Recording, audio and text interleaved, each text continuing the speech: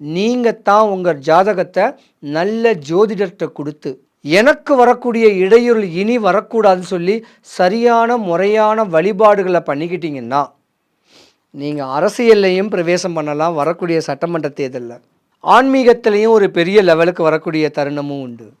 என்ன தொழில் செய்கிறீங்களோ அந்த தொழில் காரகன் உங்களை உச்ச நிலைமைக்கு வரக்கூடிய தருணம் உண்டு.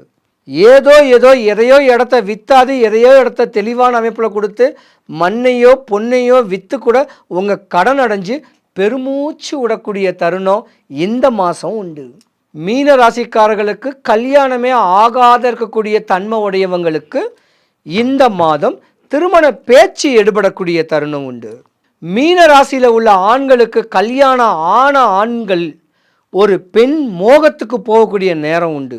மனைவிக்கு துரோகம் பண்ணக்கூடிய தருணம் இந்த மாதம் உண்டு. மீன ராசிக்கார உள்ள ஆண்கள் கவனமாக இருங்க. மனைவிக்கு மட்டும் துரோகம் பண்ணாதீங்க.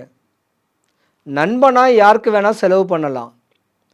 தப்பான இன்டென்ஷனில் போயிட்டு நீங்கள் கொடுத்தீங்கன்னா மனைவியோடைய சாபத்தை வாங்கினீங்கன்னா உங்கள் சாம்ராஜ்யம் சரிஞ்சு போகும். அவமானங்கள் அவப்பேர்கள் படக்கூடிய தருணம் உண்டு. ஆளாகப்பட்ட மந்திரியாக இருந்தாலும் சரி, ஆளாகப்பட்ட நல்ல ஒரு அமைச்சர் பதவியில் இருந்தாலும் சரி, மண்ணால் பெண்ணால் மண்ணால் பிரச்சனை வந்து உங்கள் சாம்ராஜ்யம் சரியும்.